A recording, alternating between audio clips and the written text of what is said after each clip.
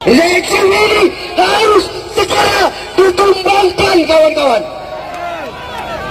Kita tidak perlu lagi takut-takut.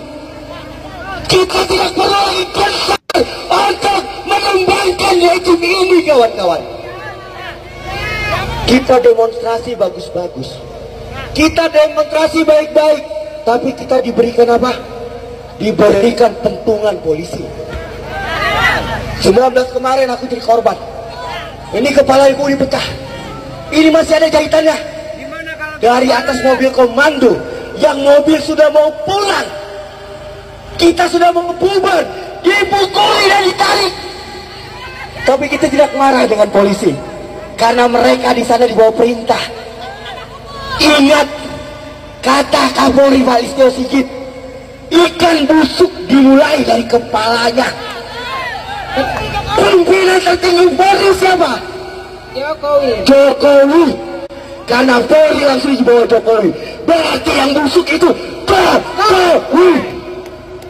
Ingat, saudara-saudaraku, kita tidak pernah bermusuhan dengan polisi. Kita tidak bermusuhan dengan TNI, karena mereka anak kandung rakyat.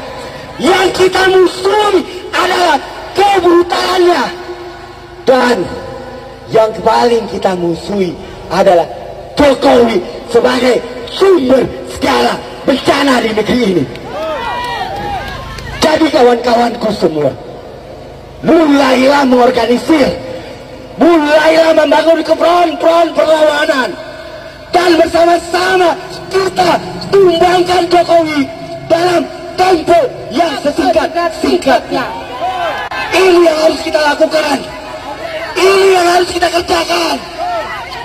Persetan dengan putusan MK, apapun hasilnya, persetan siapapun pemilih, persetan siapapun yang terpilih, baik 01, 02, 03, ini akan menjadi musuh rakyat nantinya ketika kebijakan mereka tidak pro pada rakyat. Tapi kita di sini berdiri demi tegaknya keadilan, kita di sini berdiri demi tegaknya demokrasi. Dan kita harus punya spirit yang sama, semangat yang sama, tujuan yang sama, yaitu tumbangkan, tumbangkan, tumbangkan. Sekian dari saya, salam Niko Silawi. People power. Ini memang ada keputusan yang kontroversial, karena kalau kita baca diktum dari putusan itu menyatakan bahwa syarat menjadi presiden, yang calon presiden, wakil presiden yang diatur dalam pasal 167 kalau nggak saya dari Undang-Undang Pemilu itu dikatakan bahwa berusia minimal serendah-rendahnya 40 tahun, dan pasal itu dinyatakan bertentangan dengan UUD 45 kecuali dimaknai pernah atau sedang menjabat dalam jabatan yang dipilih melalui pemilihan umum termasuk kepala daerah. Nah, ini sebenarnya putusan ini bukan putusan yang bulat, dan disebutkan situ ada 4 orang dissenting opinion, 2 orang konkuren, dan kemudian 3 orang menyetujui diktum putusan. Tapi setelah kita pelajari dengan mendalam, ternyata bahwa 2 orang itu, Ibu Emi dan Pak Puh, itu bukan dissenting, pendapatnya itu adalah bukan konkuren, pendapatnya itu adalah dissenting. Jadi kalau pendapatnya itu dissenting, sebenarnya ada 6 hakim tidak setuju dengan putusan ini, dan hanya ada 3 hakim yang setuju. Tapi diktumnya mengatakan mengabulkan permohonan untuk sebagian dan menyatakan umur 40 tahun itu bertentangan dengan UUD 45 kecuali dimaknai pernah atau sedang menjabat sebagai kepala daerah. Nah, putusan diktum itu adalah putusan yang berlaku dan mengikat, tapi putusannya itu sendiri problematik, dan saya kira ini bisa dianggap orang sebagai satu ada penyelundupan hukum di dalamnya, bisa ada bisa ada kesalahan, tidak nyambung dalam putusan itu, sehingga kalau dilaksanakan nanti tentu akan menimbulkan permasalahan baru. Dan putusan itu memang tidak memerlukan perubahan terhadap undang-undang, tapi perlu peraturan KPU. Dan KPU kalau menyusun peraturan itu harus konsultasi dengan DPR, dan kita tahu DPR sekarang ini reses, dan pendaftaran Pilpres akan dimulai tanggal 19 tinggal 2 hari lagi dari sekarang ini. Apakah KPU masih mungkin dapat mengubah aturan KPU? Jadi ini ada sejumlah masalah yang saya kira memang memerlukan pemecahan serius dari para penyelenggara negara, dan kita mau lihat apakah putusan ini akan dimanfaatkan oleh setiap orang yang di bawah 40 tahun tapi sedang menjabat kepala daerah untuk maju sebagai calon presiden wakil presiden atau tidak. Nah, kalau saya sih berpendapat itu kalau terjadi pada saya katakan ya terima kasih MK Anda sudah beri keputusan dan membuka pintu bagi saya di bawah 40 tahun dan kebetulan jadi kepala daerah atau pernah menjadi kepala daerah untuk mencalonkan diri sebagai presiden dan wakil presiden, tapi saya tahu ini putusan kontroversial daripada menimbulkan reaksi di tengah-tengah masyarakat dan menimbulkan permasalahan legitimasi di belakang hari. Ya saya terima kasih, tapi saya nggak usah maju aja deh daripada timbul masalah di kemudian hari. Saya kira mungkin itu merupakan satu cara yang bijak ya, tapi pada akhirnya saya serahkan kepada siapa saja yang memenuhi kriteria untuk maju sebagai calon presiden sesuai putusan MK nomor 90 kemarin. Oke. Tapi saya kira putusan MK yang terakhir, yang keempat, yang nomor 90 itu memang mengubah peta politik secara drastis ya, karena memang membuka kesempatan bagi Pak Gibran untuk maju. Apakah Pak Gibran akan memanfaatkan putusan MK itu benar-benar maju atau tidak maju, ya kita serahkan kepada beliau. Kalau beliau mau konsultasi dengan keluarganya ya tentu ya kita serahkan sepenuhnya kepada beliau. Walaupun saya katakan bahwa ini adalah putusan yang kontroversial dan mengandung cacat hukum di dalamnya, putusan ini problematik, ya kita serahkan kepada beliau, dan saya percaya bahwa Pak Jokowi dan sebagai kepala keluarga dan Mas Gibran sendiri tentu akan mengambil keputusan yang paling bijaksana di tengah-tengah kemungkinan reaksi yang makin meluas akibat dari putusan yang kontroversial ini. Berarti kepada Mas Gibran, maksudnya kepada koalisi itu belum membicarakan atau menyampaikan saran sebagai akademisi terkait problematika ini? Ya, kalau sekiranya besok atau hari ini ada pertemuan dan ketua-ketua partai akan diberikan kesempatan berbicara, saya akan menyampaikan apa yang saya pikirkan hari ini. Karena memang walaupun saya ketua partai, tapi saya tidak dapat melepaskan diri saya sebagai seorang akademisi dalam berbagai disiplin ilmu, khususnya akademisi di bidang hukum tata negara. Saya tahu putusan MK itu problematik, saya tahu implikasi-implikasinya, dan kalau dilaksanakan bisa kontroversial, dan saya akan sampaikan itu kepada rapat koalisi, dan kita lihat nanti pandangan dari ketua-ketua partai yang lain, dan kita musyawarahkan. Andai pun dikatakan bahwa ya meskipun kontroversial kita jalan terus mengajukan Pak Gibran, ya saya sebagai anggota koalisi mengatakan ya saya menghormati putusan koalisi, karena dalam demokrasi itu kan orang yang kalah harus ikut orang yang menang. Ya, jadi kalau misalnya ada 9 orang mengambil keputusan, 7 orang setuju, 2 nggak setuju. 2 yang nggak setuju kan nggak boleh ngambek. 2 yang nggak setuju itu harus tunduk pada keputusan mayoritas. Jadi saya akan seperti itu. Saya tetap konsisten sebagai seorang akademisi yang paham persoalan ini, tapi saya juga terlibat dalam proses pengambilan keputusan politik yang sebenarnya tidak mudah untuk dilakukan, tapi harus mencapai kompromi politik di antara semuanya. Ya, PBB ya, kalau misalnya koalisi tetap mengatakan bahwa Pak Prabowo mengusulkan Pak Gibran, saya sudah kemukakan pandangan saya. Jadi kalau di DPR itu kayak Meder Hayes nota begitu. Jadi menjadi catatan sejarah, jadi pengetahuan umum bahwa saya sudah mengemukakan satu pendapat seperti ini. Tapi kalau misalnya mau ditempuh jalan terus, ya saya menghormati itu putusan demokratis. Tapi jangan sampai saya tidak menyampaikan apa yang saya tahu dan saya paham tentang persoalan ini. Mengaku siap mengemban amanah untuk memperbaiki bangsa dan meningkatkan kesejahteraan rakyat jika terpilih sebagai Presiden Republik Indonesia. Bagi saya sebenarnya tidak terlalu penting lagi pencitraan. Udah capek rakyat dengan pencitraan ini. Belusukan sana, belusukan sini. Orang di luar negeri tidak tahu siapa KPK, siapa jaksa. Yang tahu presidennya goblok. Saya bilang, segoblok-goblok presiden. Dia presiden. Jadi jangan kita itu pikir, oh ini orang kok tampangnya sederhana, tampangnya wong deso, gitu ya. Nah, segera pilih jadi presiden. Lah katanya saya ini dibilang diktator, wong tampang saya tampang wong deso. Nggak ada urusannya.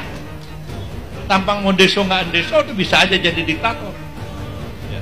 Jadi harapan saya jangan pasif, aktif dalam politik ini. Jangan sampai 2019 kembali pemimpin yang seperti begini bikin susah kita semuanya. Kalau PBB untuk mendukung Pak Jokowi jelas tidak. Ya, kami sudah sejak awal mengatakan kami tidak mendukung Pak Jokowi. Kalau Pak Jokowi terpilih lagi jadi presiden, PBB insya Allah akan jadi leader oposisi. Leader oposisi? Ya, leader oposisi. Presiden Joko Widodo bertemu dengan Ketua Umum Partai Bulan Bintang Yusril Iza Mahendra di Istana Bogor, Jawa Barat, Jumat siang. Saya jadi lawyer, wah Pak Yusril sekarang sudah jadi pendukung Pak Jokowi. Saya bilang saya tidak dalam konteks politik untuk dukung-mendukung. Saya menjadi lawyer ya. Yaitu memutuskan memberikan dukungan politik kepada pasangan calon nomor 1.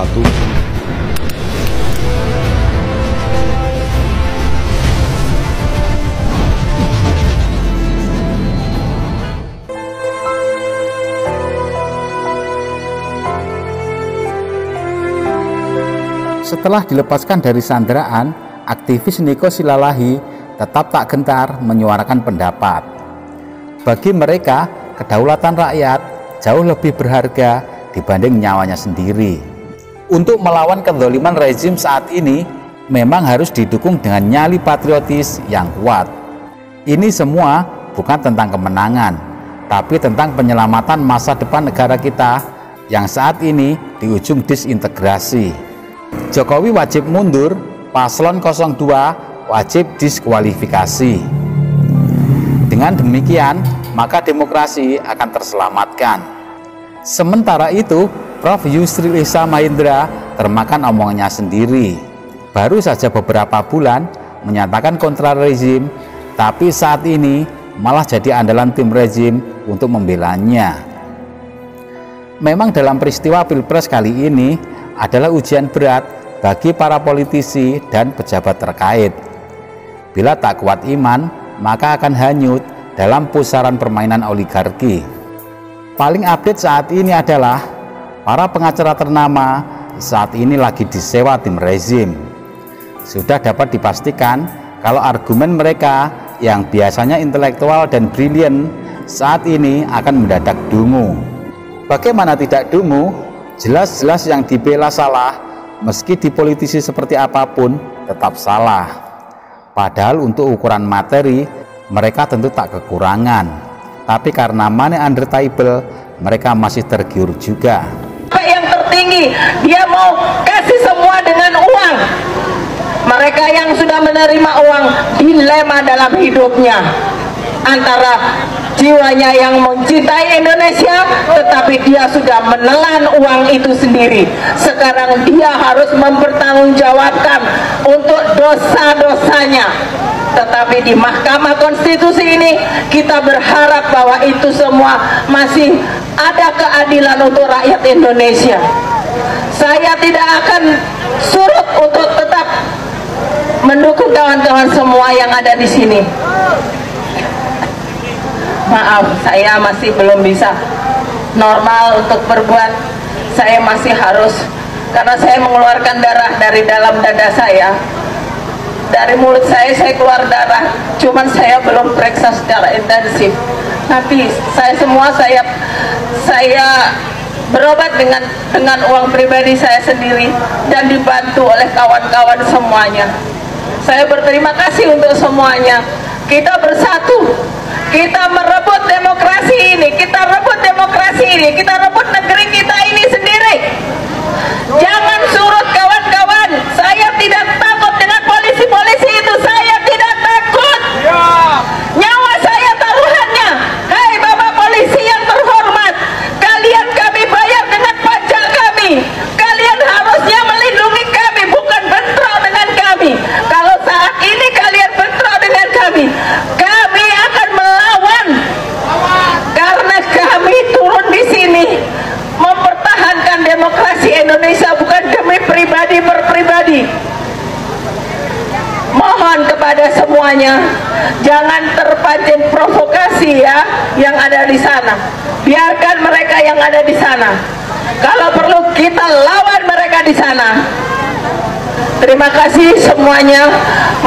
Saya mohon doa untuk kalian semua untuk kesehatan saya. Wassalamualaikum warahmatullahi wabarakatuh. Merdeka! Merdeka! Merdeka! Kami meminta kepada Bapak Kapolri. Kami minta kepada Bapak Jokowi. Apakah Bapak Presiden, Bapak Kapolri sengaja untuk mengadu domba anak bangsa ini? Kalau begitu, sungguh Bapak Jokowi tidak pantas Anda menjadi pemimpin negeri ini yang sudah mengacak-ngacak persatuan Indonesia. Sila ketiga dalam Pancasila, persatuan Indonesia. Berarti Anda, Bapak Jokowi, sudah tidak sepatutnya Anda teriak, saya Pancasila, saya Pancasila. Anda pendusta. Dan kami sebagai rakyat hari ini menggugat. Kami datang jauh-jauh dari daerah ingin adanya perubahan untuk Indonesia ini. Kami bertanya, di manakah wahai anak-anakku, wahai para mahasiswa, wahai para pemuda? Kami emak-emakmu datang ke sini pasang badan ingin perubahan untuk Indonesia ini. Kami pasang badan untuk meminta pertanggungjawaban kepada Bapak Presiden Republik Indonesia. Pak Jokowi, tolong sampaikan saya bicara dari akar rumput, dari rakyat bawah. Anda telah mengacak-ngacak demokrasi Indonesia ketika Anda menggolkan lewat MK anak Anda yang belum layak. Anak Anda si Gibran, Pak Jokowi, belum pantas untuk menjadi wakil presiden Republik Indonesia ini. Dia masih terlalu muda, belum punya pengalaman, belum punya keilmuan. Hai Bapak Jokowi, seharusnya Anda malu. Kenapa Anda sendiri gagal menjadi presiden Republik Indonesia? Hari ini kami mama ekonomi susah, dan Anda juga bersama menteri-menteri Anda mempersilahkan banyaknya TKA Cina masuk Indonesia, sementara anak-anak kami banyak pengangguran. Sekali lagi, hari ini kami dari akar rumput akan teriak.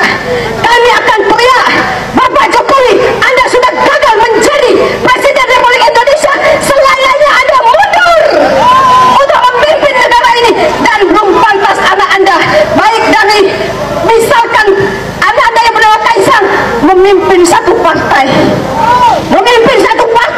Sungguh apa yang bisa dibawa oleh Kaisang? Kaisang belum pantas untuk menjadi pemimpin satu partai. Dan itu saja dari kami. Kami sekali lagi, kami hari ini datang dari daerah akan mengawal sidang MK ini sampai tegaknya keadilan, sampai didapatkan oleh kami di seluruh rakyat Indonesia satu keputusan yang bisa memberikan rasa keadilan untuk seluruh rakyat Indonesia.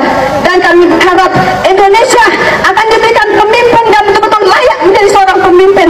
Maka dari itu kita ayo ajak yang lain, jangan hanya teriak ingin perubahan, tetapi untuk menyampaikan aspirasi, mendukung untuk perubahan negeri ini hanya segelintir saja. Terima kasih, tetap semangat, teriakan, kami ingin perubahan, kami ingin pemimpin yang layak, bukan seperti anaknya Pak Jokowi yang kita lihat sendiri bahwa di mana hari ini, di mana